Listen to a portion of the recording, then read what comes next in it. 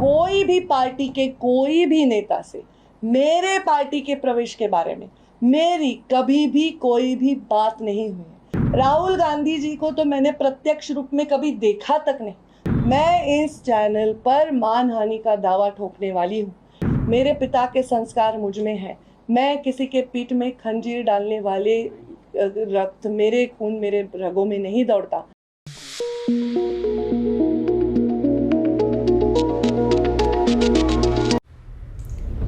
अजित पवार के शिंदे सरकार में शामिल होने के बाद से महाराष्ट्र की राजनीति फिर से गर्मा गई है। इस बीच अटकलें लगने लगी कि बीजेपी नेता पंकजा मुंडे कांग्रेस में जा सकती है।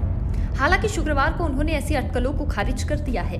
वहीं इस मामले में देवेंद्र फडणवीस का कहना है कि अगर पंकजा को कोई शिकायत है तो उनकी बात सुनी जाएगी। महाराष्ट्र बीजेपी की नेता पंकजा मुंडे ने कहा कि वे 1 या 2 महीने का ब्रेक लेना चाहती है। उन्होंने कहा कि मैं सोचना चाहती हूँ कि राजनीति कहाँ जा रही है। लोग यही देख रहे हैं कि कौन किस पार्टी में जा रहा है, कौन मंत्री बन रहा है, लेकिन कोई ये नहीं सोच रहा कि देश को क्या मिल रहा है, जनता को क्या मिल रहा है। उन्होंने कहा कि वे अपनी निष्ठा पर सवाल उठाए जाने से परेशान हैं। वे बोली कि बीजेपी को ये जवाब देना होगा कि क्या उनमें योग्यता है। उन्होंने कहा कि ये वक्त ही बताएगा कि उनके साथ गलत व्यवहार किया गया है या नहीं। पंकजा ने प्रेस कॉन्फ्रेंस में बीजेपी छोड़ने की अटकलों पर कहा, चर्चा है कि मैं राहुल गांधी और सोनिया गांधी से 2 बार मिली हूँ। मैं बीजेपी छोड़ रही हूँ, ऐसी खबर झूठी है। मैं कभी भी राहुल गांधी और सोनिया गांधी से व्यक्तिगत रूप से नहीं मिली हूँ। उन्होंने कहा कि झूठी खबर चलाने वालों पर मानहानि का केस करूंगी। परवली से पूर्व विधायक पंकजा ने कहा कि उनके सहयोगियों ने नरेंद्र मोदी सरकार के 9 साल को रेखांकित करने वाले अभियान के लिए बहुत मेहनत की थी, लेकिन वे महाराष्ट्र के हालिया घटनाक्रम पर बोलने के लिए हिम्मत नहीं जुटा पा रही है। मुंडे ने ये बात अजित पवार गुट के एकनाथ शिंदे सरकार में शामिल होने के संदर्भ में कही है। मैं पंकजा गोपीनाथ मुंडे आज पत्रकार परिषद ले रही हूँ। इसका कारण 2019 में जब से मैं चुनाव में पराभूत हुई हूँ, अनेक चर्चाओं का सामना मैंने किया है। अनेकों बार भारतीय जनता पार्टी ने निर्णय लिए हैं। अनेकों राज्यसभा का जब सीट आया तब मेरा नाम चलता था, विधान परिषद का सीट आया जब चुनाव आया मेरा नाम चलता था। ऐसे परिस्थिति में जब मेरा नाम चला और मेरे बारे में निर्णय नहीं हुआ, तब कभी भी मैंने कोई जाहिर कथन नहीं किया, कभी प्रेस कॉन्फ्रेंस नहीं ली, कभी सोशल मीडिया के माध्यम से मैंने व्यक्त कोई नाराज़गी नहीं की। फिर भी मेरे बारे में चर्चा चलती रही। अनेक पार्टियों के नेताओं ने कहा पंकजा जी नाराज़ हैं, हमारे पास आ सकती है। अनेक पार्टियों के नेताओं ने ये भी कहा कि हम उनको ये पद दे सकते हैं, हम उनको ये स्थान दे सकते हैं। उसी बारे में भी मैंने उसको बहुत लाइट नोट पे लिया। पर कल परसों जो एक न्यूज़ आई, वो न्यूज़ ऐसे कहती है कि मैं राष्ट्रीय नेता जो कांग्रेस के हैं आदरणीय राहुल गांधी और सोनिया गांधी जी से मिली हूँ। 2 बार हमारा मिलना हुआ है। एक सांगली के नेता है जो हमारे इस मिलने में मध्यस्थ है, और मैं भारतीय जनता पार्टी छोड़कर कांग्रेस की तरफ जा रही हूँ। ये जो न्यूज़ आई है ये न्यूज़ सरासर झूठ है।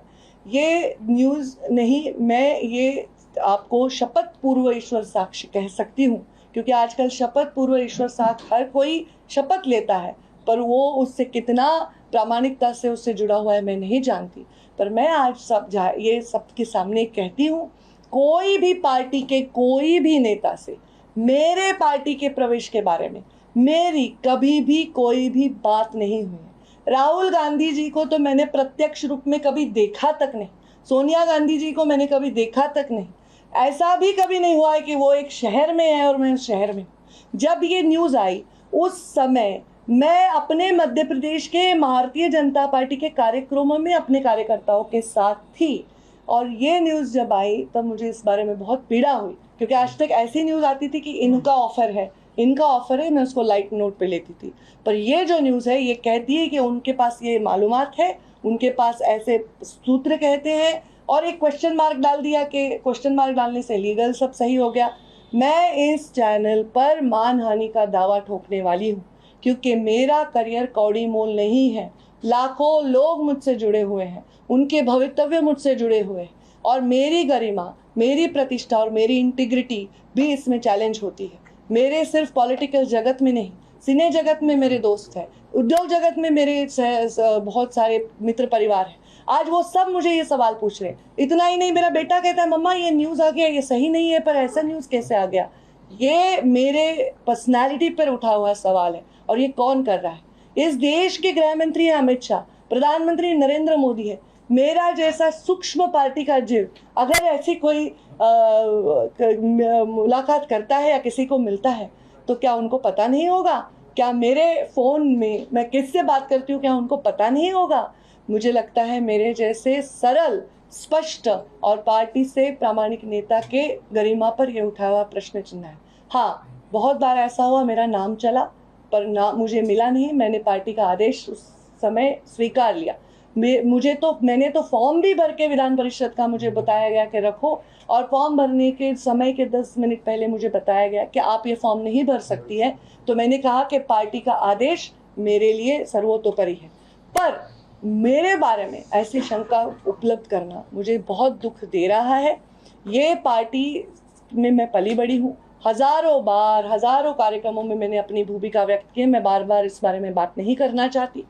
3 जून को जब मेरे पिताजी की पुण्यतिथि थी, उस दिन मैंने कहा था कि ये चर्चा जो होती है वो चर्चा मेरी वजह से नहीं होती है। ये चर्चा पार्टी के जब कोई निर्णय होते हैं तब मेरा नाम चलता है और नहीं मिलता है, इसलिए होती है। इसका जवाब मैं नहीं दे सकती, इसका जवाब पार्टी दे सकती है।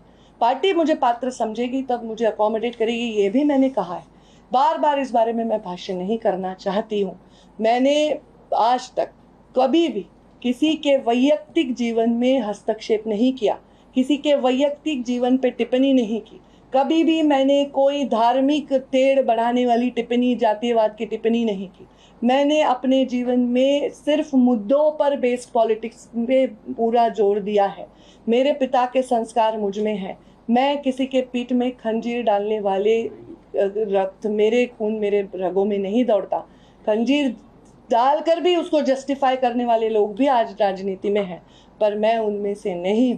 जब मोदी जी ने प्रधानमंत्री पद की शपथ ली थी और वो जब हमारे संसद में उस सीढ़ी पर नतमस्तक हुए थे, तब हजारों लाखों युवक सिर्फ इस देश के नहीं दुनिया के ये सोच रहे थे कि एक अलग सरकार, एक अलग राजा, अलग प्रधानमंत्री हमें मिला है, एक ग्लोबल लीडर मिला है। आज भी यही सोच रहे होंगे। हमारी आइडियोलॉजीज को मैं सबसे ज़्यादा प्यार करती हूँ क्योंकि यही भारतीय जनता पार्टी के संस्कार हैं। मोदी जी का ये वाक्य, मैं खातो नहीं खावानु देतो नहीं, ये बहुत ही इम्पोर्टेंट वाक्य है। भ्रष्टाचार से राजनीति को मुक्त करने के लिए मोदी जी के कदमों को बहुत गौर से दुनिया देखती है और ये सबसे बड़ा मुद्दा है। हम राजनीति में और हमारे माध्यमों के इतने कंपटीशन में मुख्य मुद्दों से हमेशा परे चले जाते हैं। कोई एक व्यक्ति बहुत बड़ा स्टार, उसका बच्चा पकड़ा जाता है तो हम कहते हैं उसके पास ड्रग मिला। अरे पर ड्रग मिला ये फेलियर सिस्टम का है। आज हमारे बच्चे ड्रग एडिक्ट हो रहे हैं, ये फेलियर सिस्टम का है। कभी कोई अत्याचार महिला पे होता है तो उस महिला की जाति, अत्याचार करने वाले की जाति पर चर्चा होती, पर अत्याचार होना ये फेलियर भी सिस्टम का है। कोई इन्फॉर्मेशन कोई बड़ा व्यक्ति अपने पास रखता है और बोलता है मैं किश्तों में दूंगा, तो ये भी जनता के अधिकारों के ऊपर एक उसका खंडन करने जैसी बात हुई है। अगर कोई व्यक्ति एक जिम्मेदार पद पर है, विराजमान है, तो उसके पास अगर कोई ऐसी इन्फॉर्मेशन है जो समाज के प्रति बहुत आवश्यक है तो उस पर उसको एक्शन लेना चाहिए, ना कि उसको किश्तों में मीडिया को बताना चाहिए। ये सब चीज़ें देखकर मैं दुखी हो गई। आज मैं रोज न्यूज़ देखती हूँ, बाला साहब ठाकरे की शिवसेना नहीं रही, शरद पवार की राष्ट्रवादी नहीं रही। मैं सोचती हूँ कल लोगों को ये कहने पर मजबूर ना करना, ये हमारा काम है कि पंडित दीनदयाल जी उपाध्याय और अटल जी की भाजपा नहीं रही, ये हमारा कर्तव्य है। मैं उस भाजपा की सदस्य थी, उस भाजपा की सदस्य हूँ और उस संस्कारों में पली बड़ी हूँ। मेरे साथ जो हुआ वो बहुत ही मुझे दुख देता है, वेदना देता है। जब भी मुझे कुछ करना है मैं डंके के चोट पर करती हूँ। लाखों लोग मेरे से जुड़े हुए हैं, हजारों लोग मुझ पर आज देख रहे हैं इसको। मैं सबसे यही कहूँगी कि मेरे प्रवास में आपने मुझे साथ दिया, उसके लिए आभार। और आप हमेशा मुझे साथ तभी दे जब मैं सच्चाई और मैं गरिमा के साथ काम करूँ।